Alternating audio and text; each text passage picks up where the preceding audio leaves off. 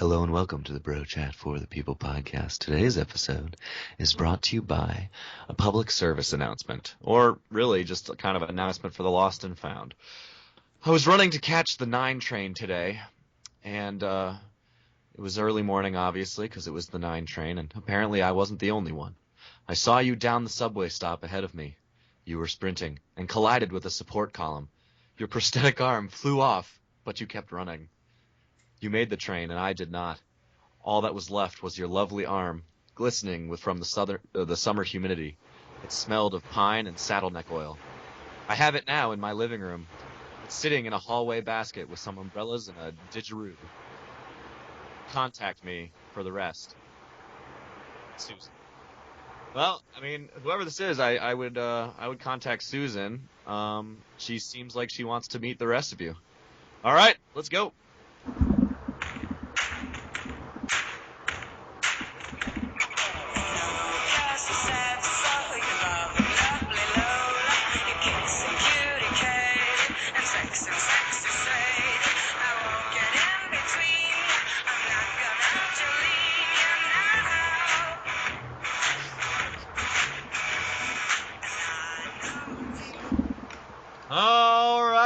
All right. Ladies and gentlemen, welcome back to the Sunday post, I guess, HBO Watch Party episode of Bro Chat for the People, in which we probably do not talk about said HBO Watch Party. Yeah, I mean, we don't want to have spoilers and inconsiderate, just throw it upon people who might be interested but can't watch it Sunday night for who knows what reason, but... That's true. We talked about it last week because it was finally back, but we didn't really talk about what happened in the episode, we just kind of talked about, future things. Yeah, now the season's almost over. Mm-hmm. But I would like to say, just to anyone out there who hasn't been watching Silicon Valley, that I think Tom can agree with me here that it is just a fantastic comedy, and we would recommend it to almost anybody. Oh, for sure, man. Except it's such a great wind. It's such a great wind down after Game of Thrones because I'm all riled up after Game of Thrones. Oh and yeah, I relaxed to Silicon Valley. And it's just so lighthearted, but it's so lighthearted and funny, and it's just it's just a great show. But one of the better comedies that we've seen in recent years, I would say. Anyway, Tom, what did our good buddy former Speaker John Boehner get up to recently? Well, I'm sure most of you guys have. Sorry, Boehner, my bad. Freudian slip, of course. We've all made that mistake before, Daniel. Oh, okay. I know. Wait, now you're implying that I did that by accident, like I didn't know that his name was pronounced Boehner. Did you? I did, actually. Oh. I just, it shouldn't be. Just looking at the spelling, and it just doesn't make sense. Yeah, that's true. But he had an interesting comment. I'm sure everyone's heard it by now. I mean, you'd have to kind of not pay attention to anything to not have heard it, right? Well, I mean, hey, maybe the only thing they pay attention to is us, Tom. That's true, and we will keep giving it to you straight for the people. For the people. So, the extended quote, well, first of all, someone asked him about Ted Cruz. Mm-hmm. At probably some dinner or something, or fundraising event, and he was just like, Cruz is Lucifer in the flesh. Oh my. Strong words. Strong words. You'd think, well, they probably have some sort of vendetta against each other. They've been, duking it out in Congress, fighting each other. Boehner's the speaker who is put forward by the House, and the establishment, and Cruz is the guy who's trying to ruin it all, so Boehner really hates him. He then continued on to say that he was the most miserable son of a bitch to work with, and something else, I don't remember. Yeah, he said that he gets along with everyone, but Ted Cruz is not one of them. This was one of my favorite parts about the quote was, I get along with everyone. I have as many Democrat friends as Republican friends. And, I was just like, Tom, what's wrong with what's wrong with having Democrat friends, huh? No, it's not. There's nothing wrong with having Democrat friends. But using that in the same sentence where you're talking about somebody like of your party. It's fine to have Democrat friends, but you shouldn't use it as a political tool. Like I like, it's okay to be their friends. You don't have to, but I'm worried that he is friends with them and also believes in their principles, which may or may not be conjecture. But I don't know. I don't know. It's interesting because Cruz It's came just like out. in the middle of the quote. That's what he's like in that particular quote. He said that, so I was just like, Yeah. Yeah. it's not And tasteful. it's interesting to me because Cruz came out and said, he's met John Boehner a couple times in his life, and he's maybe said 50 words to him, and they've all just been like normal, "Hi, how you doings?" Like Yeah, just pleasantries. So I yeah. don't know where I think Boehner may not know him necessarily personally, but it seems like this would be the reason, Tom. What you just said is that he was just hard to get anything done with because, well, maybe he's uncompromising in his principles. But here's the You've thing, though. entered the spin zone. Yeah. Okay. Yeah. Well, I don't. You'd think that if he was blocked him at some point and hard to get anything done with him, Yeah. um, you'd think he would have, talked to him at some point. But he Yeah, hasn't. but who knows how it So works? so so some friends of another friend, like he's friends with Mitch McConnell, and Mitch McConnell doesn't like him, so he doesn't like him. Though I honestly think the He's friends with Donald Trump, and Donald Trump clearly doesn't like him. well, I So think that's the real point of this situation is the fact that Indiana is essential for both of these candidates. Trump takes the huge advantage and probably gets the first delegate or the first ballot at the convention if he gets Indiana, and if yeah. he doesn't, he probably doesn't get the first ballot. And Cruz, they go to the second ballot and contested convention. Here we come. Hmm. So Trump and all his people are in full anti-Cruz week. Anti-Cruz this week, Oh yeah. which I don't know. Maybe it'll work. Maybe it won't. The interesting thing was, the Cruz people. I mean, they haven't. There's nothing really you can say about this. They tried to say they came out and Cruz came out and said that thing. He never talks to him. The only Hmm. time Cruz has ever reached out to Boehner, he got shut down. Hmm. Um, and I don't like. What else is he supposed to say? I mean, they tried the whole look. This is the establishment. The Speaker of the House, you know, establishment is endorsing Trump, and like he's supposed to be anti-establishment. Like this is a joke. This is the establishment hating us because of who we are. Like this is what we've been saying this whole time, which is it's like true and fair, but I don't. It's like doesn't have the same catchy response. Like everyone doesn't hear that. Like Hmm.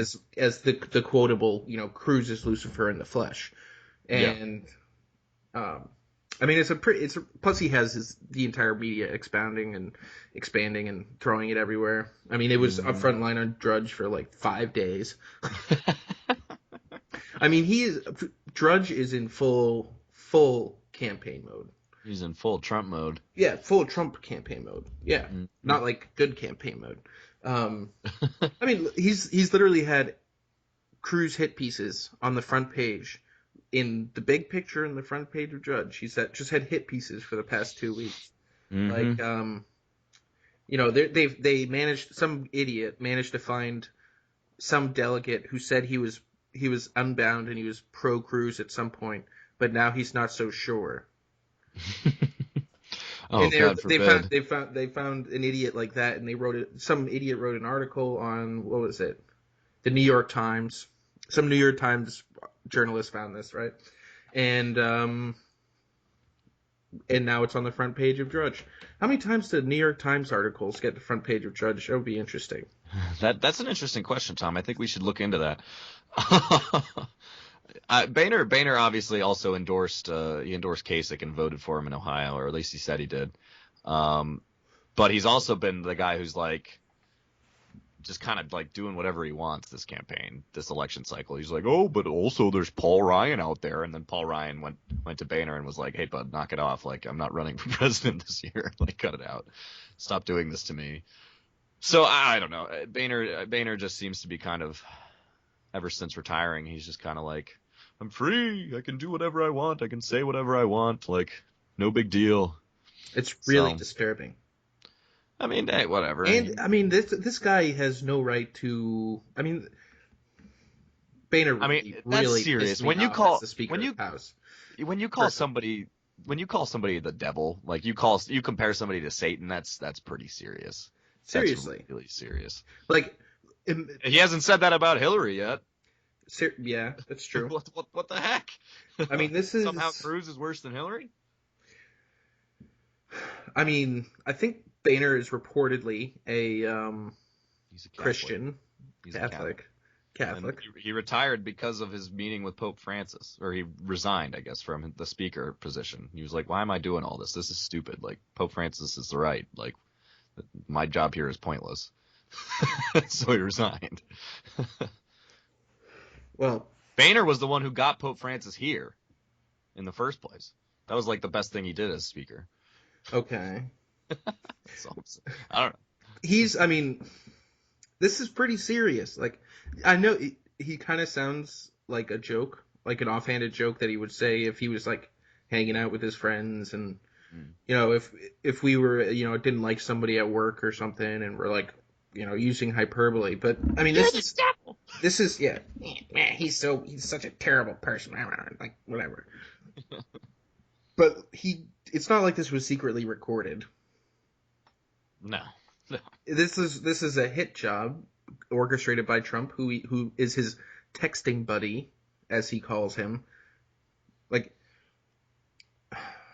I don't know. This whole thing is just so disgusting to me. There's not much to say. It's so frustrating to have to like look for articles and just be constantly affronted by or assaulted by things that are so against you from sources that you would have thought should be on your side. You know what I mean? Yeah.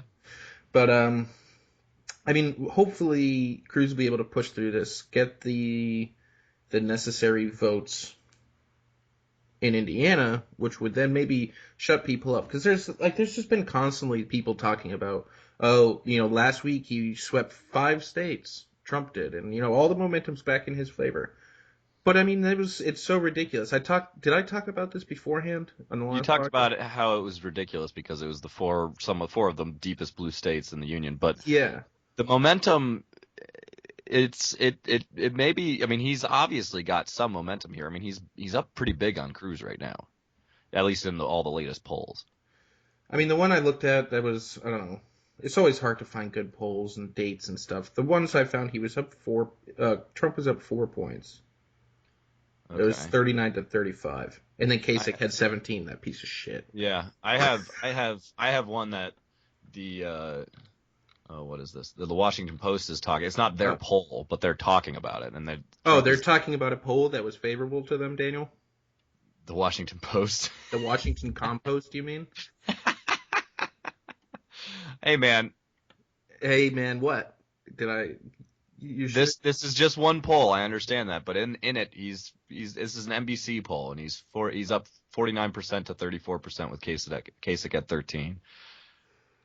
However, so this is an NBC poll being reported by the Washington Compost. Look, man, I understand what you're saying, and obviously every poll is different, but that doesn't mean the poll itself is not necessarily is garbage automatically. I will say this too, that the polling average I think is about Trump up by 5 points or something like that. Yeah, which is it's definitely closer. Yeah. It's not. Yeah, exactly. It just goes to show. But then there's also, I mean, just like this outlier, maybe that's right here. There's also a Cruz outlier that has Cruz up by like 15 in Indiana too. But in the 7 polls that have been conducted over the past couple weeks, the 7 major polls, only one has Cruz winning. So I'm not saying it. I'm not saying it's terrible and it's over. I'm just saying it doesn't necessarily look good, and there is something to be said for Trump's momentum when Indiana is a Cruz state. It should be a Cruz state. I don't know. Indiana's really close to Chicago and stuff. There's a large base of people in that area who are like, outside Chicago. People move outside Chicago. I understand Indiana's a very mixed state. It does have a lot of like Cruz area, but as it usually is with the Republicans and the Democrats, the Democrats like Trump get the cities, and the Republicans get the more blue collar, rural areas. Yeah. So that's true. I love how you didn't even complain that I called Trump a Democrat. Wait, he's not? I thought that was pretty obvious to anyone actually paying attention to this election and not just paying attention to Trump saying, we're going to win so much, you're going to get tired of winning. I think that's what's happened, America, that's already happened. Look at our military. We just get tired of winning. Yeah, I mean, this is, honestly, this is the pivotal point in this election, is Indiana. And that's really funny to say, but it is what it is, because Cruz should win. If he wins Indiana, he should win a bunch of states, and then California is the last big one. And I mean, and he did, New Jersey. And California's California's like 170 something delegates, but New Jersey's over 50, I think. But New Jersey's winner take all, and so that's pretty much guaranteed for Trump. But it's also fitted into his projections already. Yeah, I would assume so. So this is usual, but I mean, like, he did just get Fiorina as his VP, which might help him in California. I think that's probably why he did it, if not also for her. Obviously that she's a woman and she's got strong smart, conservative principles, and she has connections in California. She's got connections in California. She's a good debater. I mean, she's like the polar opposite of Hillary Clinton. Yeah. It's a good move. I don't know how big the bump will be, if there is a bump at all, but it's definitely a good move. She's a good choice. I'm a big fan of hers. Yeah. And I don't know. We'll see. The interesting thing about the Indiana campaign. So you see what Bobby Knight said? No, I don't care. No, Bobby Knight is out there campaigning for Trump. I knew that. I followed Trump on Twitter, so it's hard not to know that. The great Bobby Knight. He was such a great coach. He was a winner, and now he's endorsed me, another winner. Awesome. Thanks, Donald. Thanks. But what did Bobby Knight actually say? I didn't actually see anything he said. Well, he was talking about what a great and courageous leader he'll be, and his foreign policy is going to be great. And how about that speech, though? And he's going to have the courage to drop an A-bomb if necessary. So. That sounds so much like Bobby Knight. Goodness gracious. He's going to throw a chair into the Middle East. He's going to drop a chair over there. A-bomb, chair, same thing. Yeah, like right after Trump gave this huge speech on like foreign policy, and like right after Ann Coulter comes out and she's like, "That was the greatest speech on foreign policy since Washington's farewell address." That was. What are you talking about? Oh gosh, she's such a B word. She's so dumb. Oh, and God. I don't even know why anyone even likes her ever, has ever liked her. She's just so bad. I mean, I feel like she was the Trump of the conservative media. Or before Trump. She was the Trump before Trump. Trump is her in presidential form. Like, she's the journalist Trump and he's the president Trump. She just says the most ridiculous things and tries to yell her way into being right constantly. Just attacks people viciously who disagree with her. A lot of time it's Democrats that she attacks viciously, and I think that's why she's got so many fans. Yeah, that's it's because she just rips into Democrats and just calls their mothers bad names and things. And it's like, yeah, go! It's like watching a WWE wrestling match. Yeah. Oh man. Or a gladiatorial fight. Which More blood, No More offense, Tom, but blood. those WWE fans are like definitely Trump supporters. No offense, Tom, to your favorite sport, Hey, there's but a lot. There's a lot of WWE supporters out there, and they're not all Trump supporters. Take okay, okay. this particular podcaster, for example. Some of them are just really conservative people. They're not all white trash. No, I got you. I'm sorry. I didn't mean to offend. Yes, you did. You meant to offend completely. What are you talking about? I didn't mean to offend. I was just saying that you like WWE, Trump supporters like WWE, transitive property of equality. Well, Well, maybe Trump was really smart in going on WWE because he knew he would get supporters from that was a while ago. Yeah. it. It's been lingering though. It's This whole for time sure, people. for sure.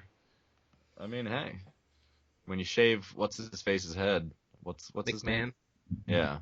Hey, Vince people McMahon. love it because he's like the ultimate villain on WWE, even though he's like the owner and the Yeah. CEO of WWE. It's He's really turned himself into the villain. It was a good move. it was, yeah. Give people somebody to hate. Everyone can hate this guy.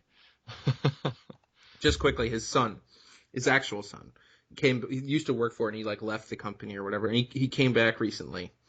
And he's Yeah. like this 50-year-old guy, and he went to go face the Undertaker in the cage because he wanted his piece back.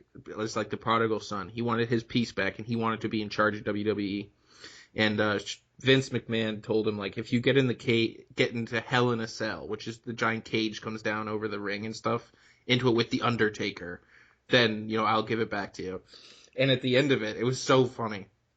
The end of it, it's like a 35, 40-foot tall cage. Yeah. They've been like fighting and fighting. Sean McMahon, 45-year-old guy, climbs up on top of the cage and is gonna body Sean McMahon. Yeah, I think that's his name. I don't know. Might not be Sean. Maybe that's just the. I think they might have the same name. But anyway, so he climbs up to the top of the cage. Like he just drops down, falls 35 feet to go body slam the Undertaker, and the Undertaker just rolls to the side and he hits this table. It was so funny. Oh, that's funny. That is funny. That's a long way, man, for an old guy. I know he actually did it too. That's like you watch the crazy. video, he's just like. That's great. Like they tried that's to great. give the support and stuff on the When your CEO loves the sport as much as you. yeah. It was so funny. I mean, the Undertaker's no young guy either, but anyway. Yeah. Back to That's fine. That's fine. Yeah. All these all this young blood in WWE. Like where's Steve Austin and the Undertaker? Like the Hulk Hogan, the glory days. You know what I mean? well, I mean, there's a lot to be said for that. There are some new stars, but I don't think they're on the same level as those guys. I was just. I kidding. know. I I don't know know you were. I know you were. But there are some people out there who may secretly like WWE or openly like WWE. Or openly, yeah. It's time to come out of the closet, guys. It's fun. I don't care what you say. It's fun to watch. It's definitely fun out of the closet. Anyway, Tom, big story happening in the Premier League that we haven't talked about all season because it's the Premier League. Leicester City, though. All they need is a Tottenham Hotspur loss. I believe it's tomorrow or whenever they're playing next, Tuesday, tomorrow, something like that. And they will have won the Premier League. They will be champions. Now, before the season, they had 5,000 to 1 odds to win the Premier League. Yeah. And I've been following a little bit today because I was in the car for a while and I was listening on the radio and some Fox Sports, and they were talking Premier League, and one of their analysts was talking about how he likened this to all the undrafted players from the NFL draft going and like the best ones going and forming a team and then winning the Super Bowl. Yeah. This is insane. It is insane. I wish I followed more closely. Well, I love stories like this. Yeah, it's fun to like catch up on, but at the same time, they're just waiting for a Tottenham loss and then they win, or a tie. if Tottenham wins though, then they go back home and they win and they Yeah, clinch. but I don't know. That just seems so anticlimactic. They're going to be like sitting in a hotel. There's no actual like championship game. You mean? Yeah, like they go down. They're going to be sitting in a hotel probably before their game, watching it together, and like they can't even like they can't like get ready to party during the whole thing because like if Tottenham wins, then they have to like go out and play the next day and Yeah. and win in order to win. But like I don't know. This is the issue with the Premier League, in my opinion. This is Mm-hmm. why Americans who are so used to the intensity of a championship game, of playoffs, this is Mm-hmm. why they have such a hard time with it. Because, Well, that's why we have the Champions League. yeah, but I mean, the British Premier League is massive. Of course it is. But I don't know. I'm just mad at Colby for not putting a $10 bet on Leicester City and then becoming $50,000 richer. That's true. Kobe should have done that. He knew Like this was going to happen. Colby like dropping the ball, man, dropping the ball. I don't think he would ever bet on a team other than Liverpool, though. So, but I don't know.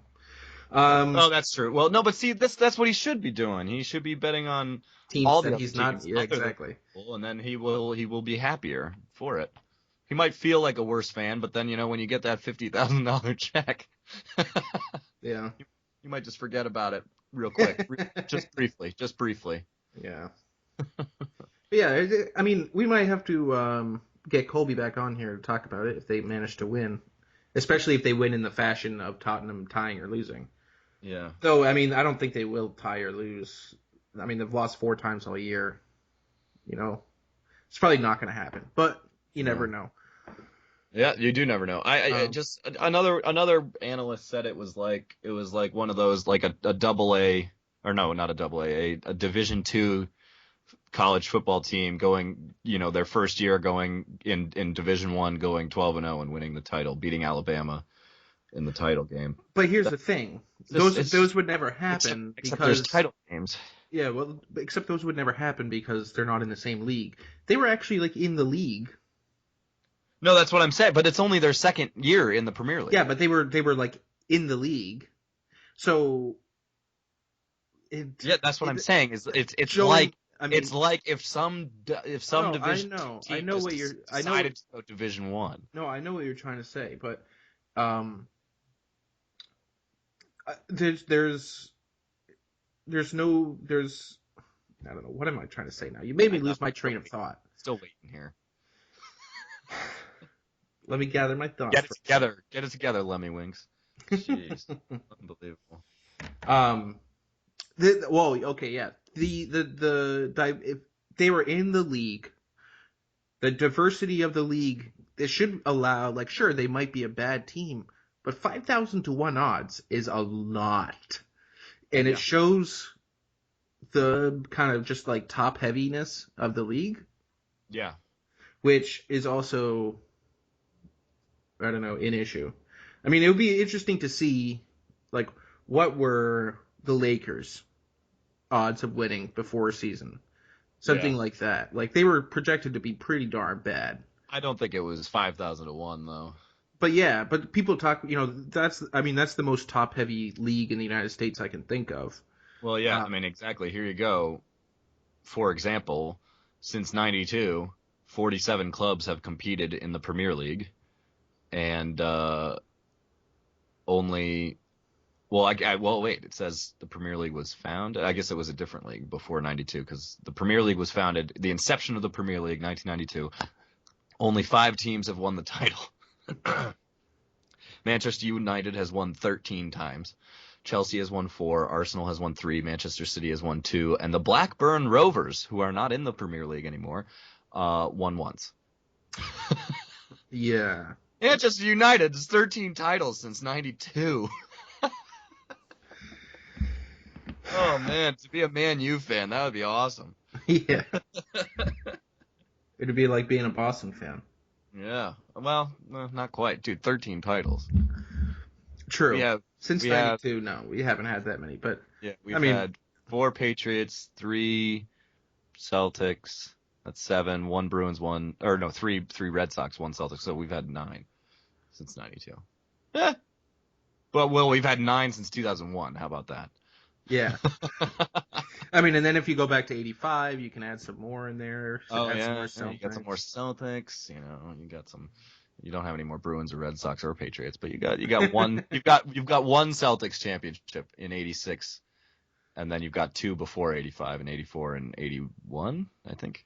Before that, it just goes off, and we've had like 25. And then you got the '60s where we won like 10 in a row, and Bill Russell was just Bill Yeah. Russell and Tommy Heinsohn, just killing it. So, moving on to a more American sport, which is Oh, the okay. American Except, way. yes, you say that. Yes, obviously they are technically American sports, but the Premier League, from what we know of it, and how and just looking at the class system, and well, not the class system, obviously that's a joke, but the incentives and how it's all merit based, and then also the fact that it's very top heavy. I think the Premier League is very capitalistic. Yeah, it So, is. so wouldn't that be much more American You think it's more capitalistic than the other ones? than football? Oh, you're bad. Here you go. You get the number 1 draft pick. We want team parity in this league. Well, fairness is also something that Americans care about for some reason. And also, Americans also like, Like the underdog story. Oh, They like absolutely. for the little guy to come up, and they love David and Goliath. We Entrepreneurship, we still But identify isn't ourselves. that what Leicester City is? We Isn't that what Leicester City is? Sure, but this is the first time this has ever happened ever in this league. That's that's There true. were 5,000 to 1 odds. Sure, but we get to have like David Goliath constantly That's very true. because of the parity in the league. And we just love to. I mean, we first, even though we're like the most massively wealthy, biggest country there's ever been in the history of mankind, we still identify ourselves in some weird way as like, the David that beat Goliath and threw Revolution, oppressive as we England. did. Yeah, threw the oppressive England off our back. It's like that's how we started, and now we're here. We started from the bottom. Oh God. Anyway, the Blues. The Blues won in overtime today. Stole home ice advantage That's what from I'm talking Dallas. about. Now they just gotta go back to St. Louis and take care of business and go up 3-1 again. Yeah. And then lose the next 2 and then go to Game 7 again. But this time Game 7's in Dallas, so it'll be harder. Yeah, that's true. I don't know, man. It's looking. I mean, this Dallas It's a Stars good look series. pretty darn good. The Dallas Stars do look good. I watched the game today. It was a lot of fun. And yeah, it's just I'm excited. They are two stellar hockey teams. Yeah, it should be a good series. Probably going to go to 7 again, honestly. I would think so.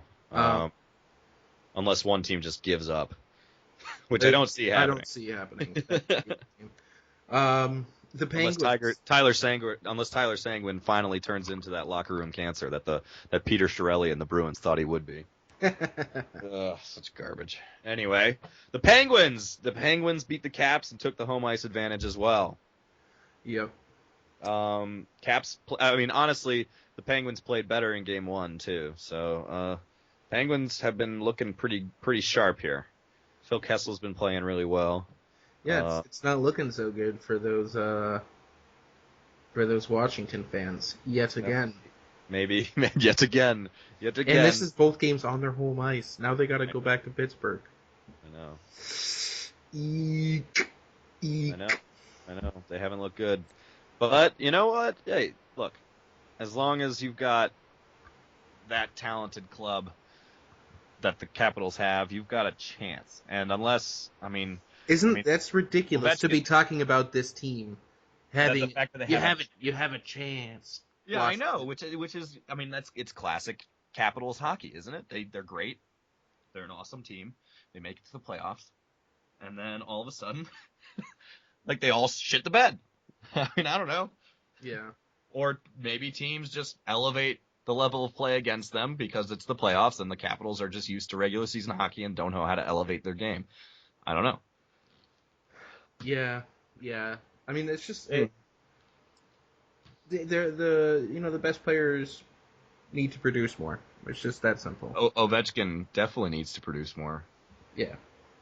And people like Sidney Crosby have showed that they were capable of that, and Ovechkin still hasn't done it. So as far as I'm concerned, as per the if we're comparing things, the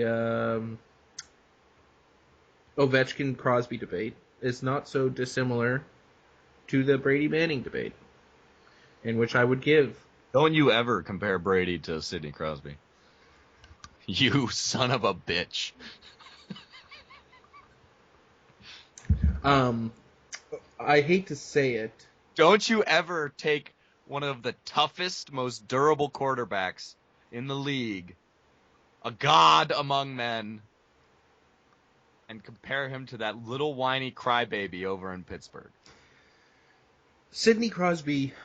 Who all he does is incite, and flop and flop and flop, and then he gets his enforcer to come fight for him. And he wins, and he scores goals, and he also does that. He does a lot of things that are not flopping as well. Brady this isn't soccer.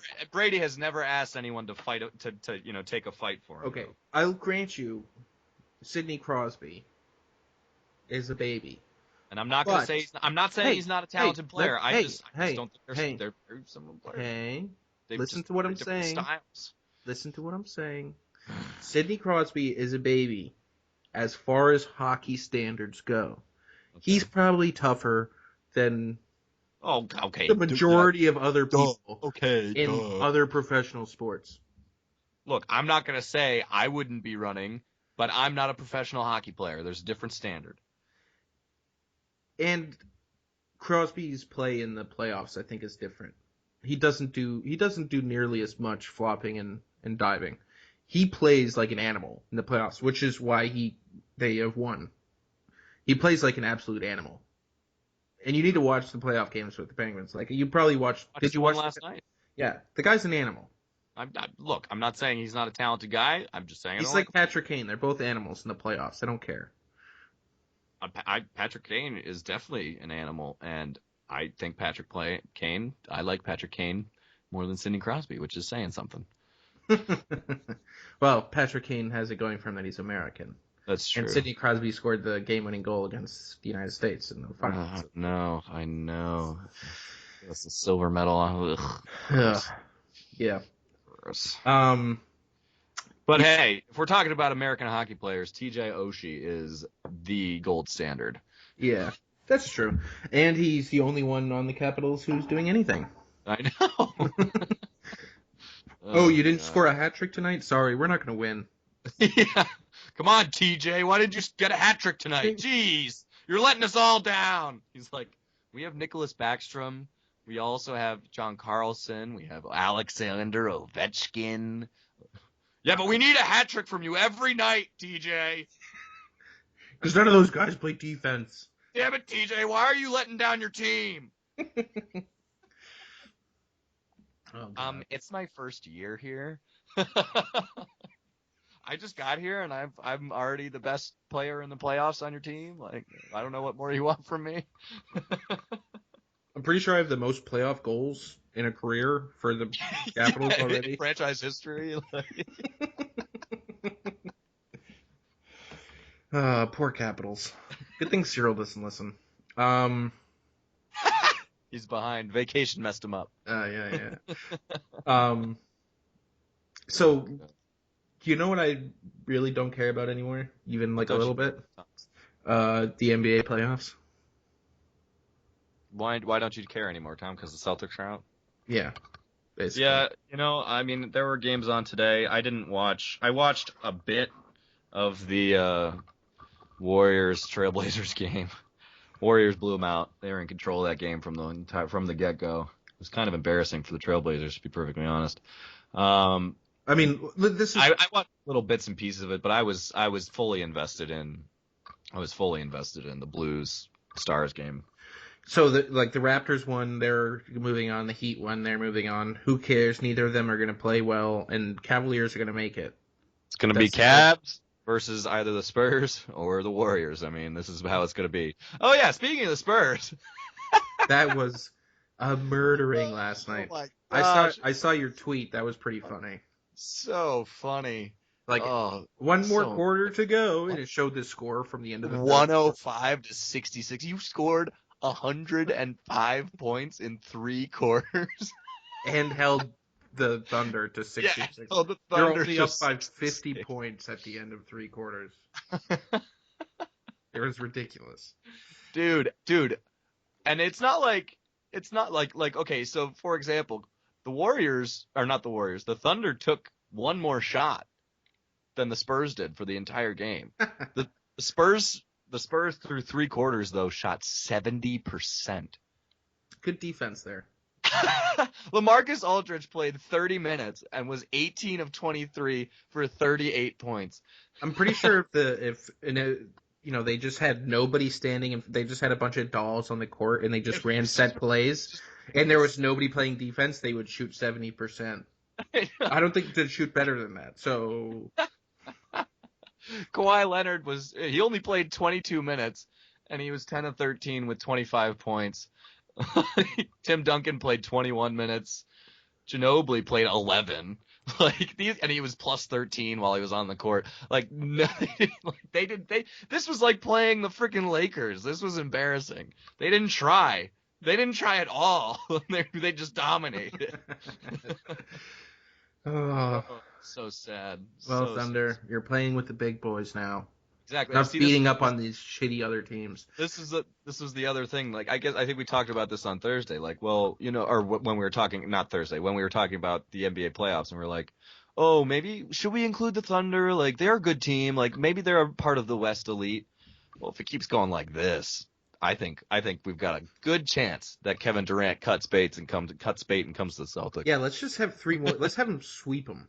Seriously. 30-point victories every time. Sweep them and have Durant have, a fine series, mediocre series, whatever, and have just Westbrook go 5 for 30 every single game. And Durant just fuck this, I'm leaving. This is terrible. I'm never going to win a championship with this clown. Oh gosh, it was so bad. So bad. I don't even know. I don't even know what to say about it. There is nothing really to say. There is, other than what we've already said, I guess. The Spurs dominated. Flat out dominated. They were up 23 after the first quarter. They were up 33 at half. They were up 36 going into the fourth quarter. Oh, no, sorry. 39. Sorry, 39 going into the fourth quarter. Okay, you're up 39 points. They didn't have to score again. They could have just played a little bit of defense, and they still would have beaten the Thunder, scoring 0 points in the fourth quarter. Yep. I mean, how many points did the Thunder end up having? 92. The final score was 124 to 92. The Thunder won the fourth quarter 26 to 19. Woohoo! But the Spurs played their bench, obviously. Yeah. And by their bench, I mean the dregs of their bench. And Andre Miller got 11 minutes. He played the entire fourth quarter. Andre Miller, who's 40 years old. He's literally 40 years old. So funny. Ugh. Well, we're quickly coming to the close here, I believe. One last thought about something completely different. The draft was this weekend. Yeah. There's a lot. 15 quarterbacks taken in the first 4 rounds, I believe. Including one by the Patriots. That's true. I heard an interesting reason why that happened. Because you're like, why would that happen? Well, and apparently he's big and athletic. I don't like him. No, I mean, but the sheer number of quarterbacks, it's an outlier. It's an anomaly. Oh yeah, absolutely. It seemed like teams were really, beefing up their quarterback numbers. Which the reason why that's true is that in the next 2 draft classes, it is barren really? For quarterbacks. They said in the next 2 years, there might be 2 or 3 people that go like in the first 2 or 3 rounds. Jeez. Yeah. So teams are like, well, let's just start developing somebody because we're not getting a quarterback for the next 2 years. Jeez. So we'll see. I mean, unless it's good. I mean, the Patriots need quarterbacks. You always need quarterbacks. Yeah, of course. I mean, we've developing. got, if Jimmy G doesn't work out, then you can have somebody else. Yeah, you probably won't. Just being honest, you probably won't. Yeah. Good to have a quarterback from, well, he was NC State, which, go Wolfpack. Wolfpack. But he's huge. He's like 6'4", 240, and just a beast, like all muscle. And they're saying he's got the strongest arm. He's got all the stuff. So they want to take a couple years, I would assume, to really try to develop him. I mean, why would you not try to take a quarterback for the last couple of years of Tom Brady's life and have him, or Tom Brady's career? Yeah, no, I mean, I don't have him learn under Tom Brady how to be a good quarterback. I think they're trying to do a Favre Aaron Rodgers thing, except Aaron Rodgers was like a first-round draft pick. But we'll see. I mean, he looks the part. That's all I'm saying. I've never actually seen him throwing the ball. Like, I guess I saw some of the combine videos or whatever, but he looks the part. We'll see if he can actually play, or we won't see for the next 4 years. But we'll someday we'll see if he can actually play. Yeah, he's a little older too. He's like 23, so maybe we'll see that. Anyway, we got to sign off now, guys. We hope you enjoyed this Monday morning edition of our podcast. And keep posting stuff on our Facebook wall, and we like an active following wall. Like, give us a review on iTunes, things like that. Give us a share if you think we're worth it. I mean, how much is a Facebook share worth, really? Or a review on iTunes that nobody will ever see. But we anybody who's newly listening to the channel, we want to welcome. Yeah, I think what our only review is Marie Miller, right? Yeah, that's true. That's kind of funny. I think it was 5 stars too. It was 5 stars. Anyway, 5 stars. Anyway, Tom, as you were saying to all the new listeners, thank you, and we hope that you continue to listen and you enjoy it. And if not, I mean, feel free to leave us some feedback. There are many, many different ways to contact us. Yeah. I mean, we always try to improve. Absolutely. Constructive criticism is a great way to do that. If if sound quality or something is lacking, we just need more money, obviously. We apologize. Don't bother with that. There's nothing we can do right now.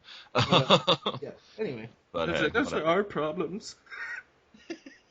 Anyway, all right, guys. We love you, Colby. We love you, Colby. Keep listening to us, Colby. We enjoy making your work, school, or baby day that much more pleasurable. All right, guys. Take it easy. Peace.